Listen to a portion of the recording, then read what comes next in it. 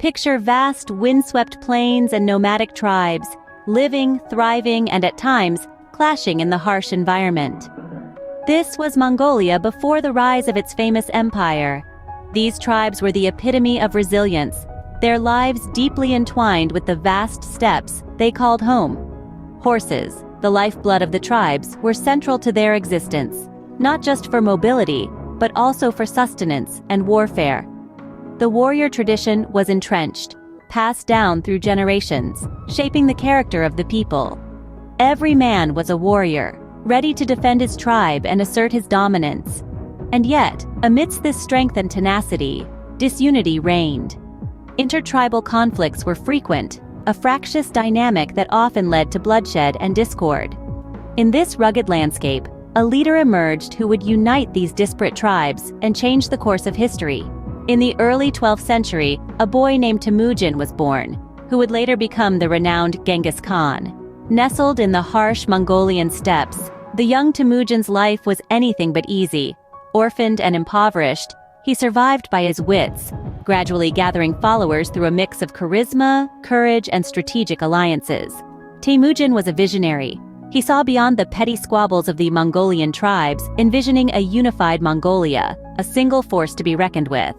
And so he set about turning this vision into reality. By the year 1190, his dream was realized. The disparate tribes of Mongolia were no longer fighting amongst themselves. They were united under one banner, one leader, Temujin, who was now Genghis Khan, the universal ruler. Genghis Khan's rise to power was not just a result of his military prowess and strategic mind, but also his innovative approaches. He introduced meritocracy in his army, discarding the traditional tribal affiliations. No longer were positions of power inherited, they were earned. This not only bolstered the morale of his troops, but also ensured the most competent individuals were in charge. In addition to his military reforms, Genghis Khan implemented administrative policies that promoted trade and communication. He established the yam, a relay system of riders, which facilitated rapid information exchange across his vast empire. He also instituted laws protecting trade caravans and religious freedom, fostering a diverse and prosperous society. But Genghis Khan's ambitions did not end with the unification of Mongolia. He set his sights far and wide, beyond the vast steppes of his homeland. Recognizing the potential of his united tribes and his efficient administration, he embarked on a series of conquests. His aim was not just to rule, but to create a global empire, an empire that would eclipse all others in its size and power. With the tribes united under his rule, Genghis Khan embarked on a series of conquests that would create the largest contiguous land empire in history. The stage was set, the pieces in place, and the world would never be the same. Under the leadership of Genghis Khan and his successors, the Mongol Empire expanded at an astonishing rate.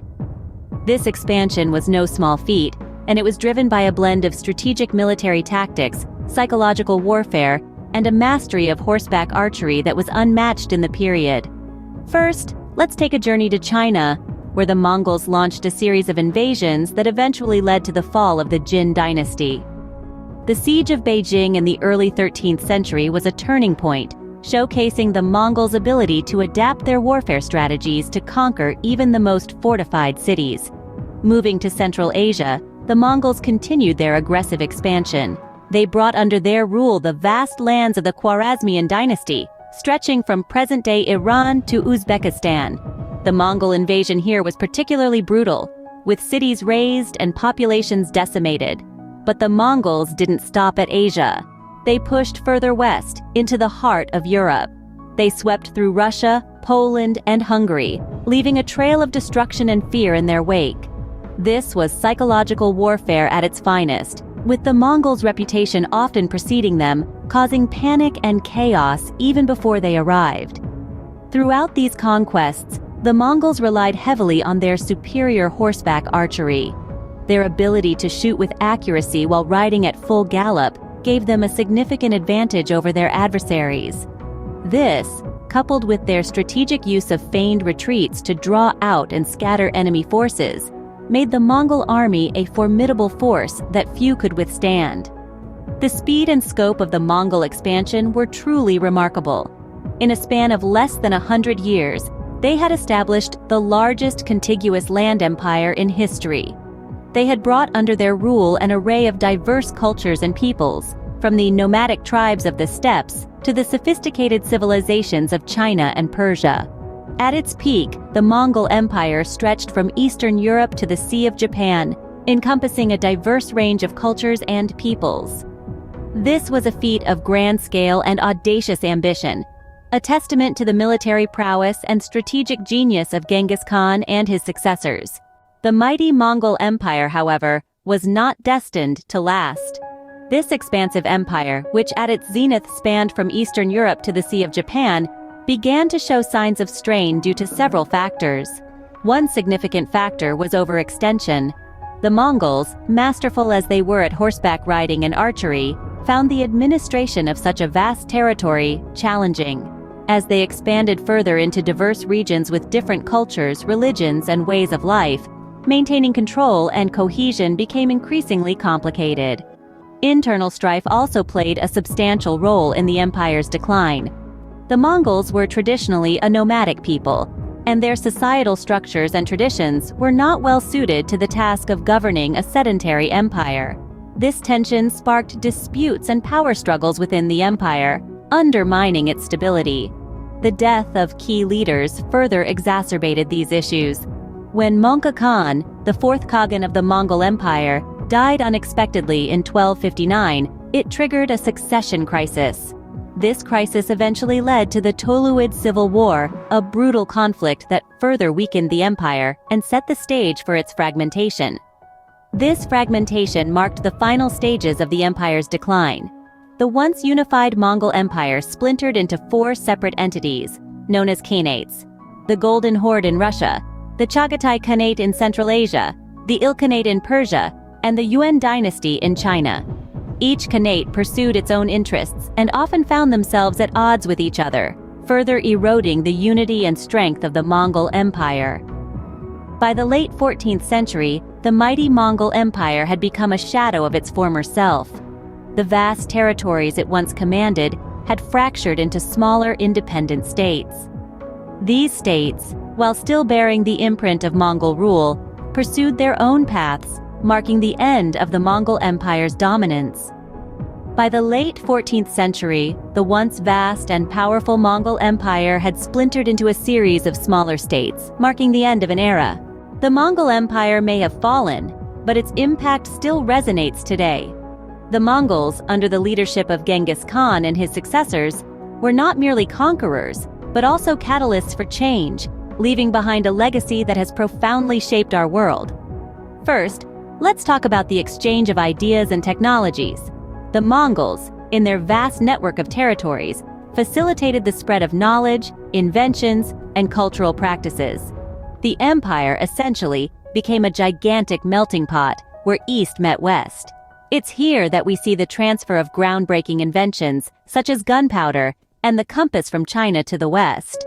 The Mongols also helped spread the use of paper money, an innovation that revolutionized the economy. Next, let's consider the trade routes. The Mongols established and protected the Silk Road, the legendary trade route that linked the East and the West. This not only led to economic prosperity, but also to cultural exchange. It was these routes that Marco Polo traveled, bringing back tales that opened Europe's eyes to the wider world. The influence of the Mongol Empire on the regions it once ruled is also significant.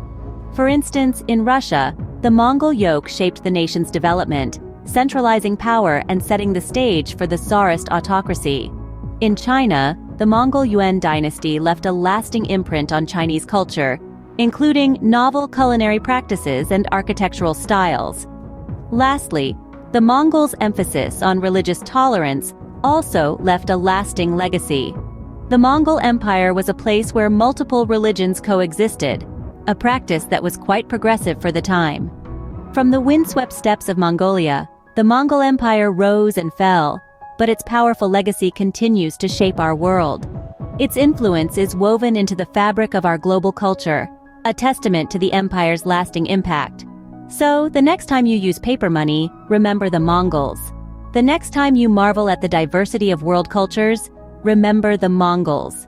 Their legacy is all around us, if only we know where to look.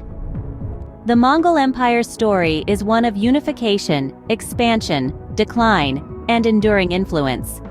We began on the barren Mongolian steppes, where the seeds of an empire were quietly sown. Then, we witnessed the rise of an extraordinary leader, Temujin, who would later be known as Genghis Khan. His leadership marked the ignition of an era of swift and ruthless expansion, catapulting the Mongols onto the world stage. However, as with all great empires, the Mongols too faced their sunset. The fall of the empire was a period of turmoil and fragmentation, a stark contrast to its earlier unity. Yet, despite its collapse, the Mongol Empire's influence did not fade into oblivion. It left behind a significant legacy, ingrained in the annals of history, shaping cultures, economies, and geopolitics long after its demise. So, remember, while empires rise and fall, their histories, their stories, and their impacts, like that of the Mongol Empire, continue to echo throughout time,